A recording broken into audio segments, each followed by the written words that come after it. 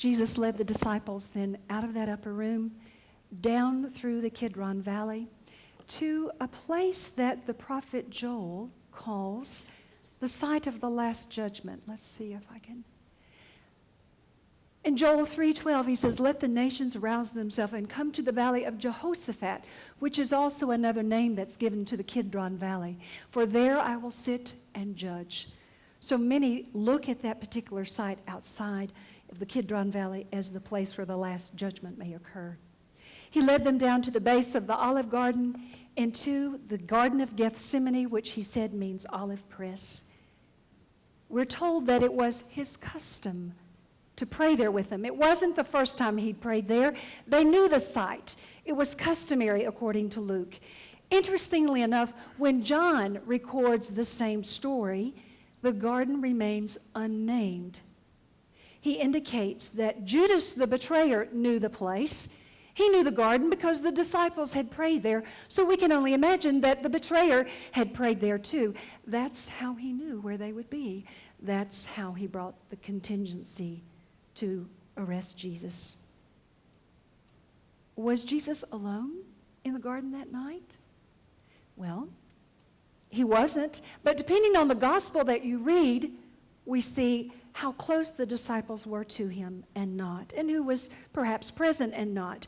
This is why our study of Jesus in the Gospels that we're doing on Sunday evenings, this 30-week study, has been so amazing. And as I prepared for the sermon, I laid the Gospels out side by side, and it depends on which Gospel you read, the story you get. We have a way of piecing it all together to form one story, but each gospel tells it a bit differently.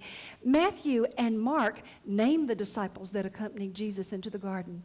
They were Peter, James, and John. If you'll remember last week, we talked about Jesus giving Matthew or giving Peter and John another very important task. Remember, they were asked to prepare the Passover meal. Only Mark tells us that. They were asked to prepare that Passover meal. Here they've been asked to accompany Jesus in the garden. You can imagine the kind of pressure that must have been on them. Prepare the meal, accompany me to the garden, and this time James is included. You could only wonder how the other disciples felt when he chose these special ones to take with him. It makes me wonder if that's perhaps part of why they didn't fight among themselves so that Jesus at times would single them out, I'm sure, to teach them lessons. Interestingly enough, Luke and John don't mention the three disciples. They simply mention that all the disciples accompanied him. All the synoptic gospels, Matthew, Mark, and Luke, indicate to us that Jesus entered that garden in a time of grief unto death, agitation. That he was at that moment very vulnerable and probably more human than he had ever appeared to them before. Only Mark tells us that he threw himself down on the ground when he prayed. Luke tells us that he was located about a stone's throw from them. Only Luke indicates that. And we know through the video and what tradition tells us that he must have knelt at a rock formation, something like was shown on the video, what they call the Rock of Agony.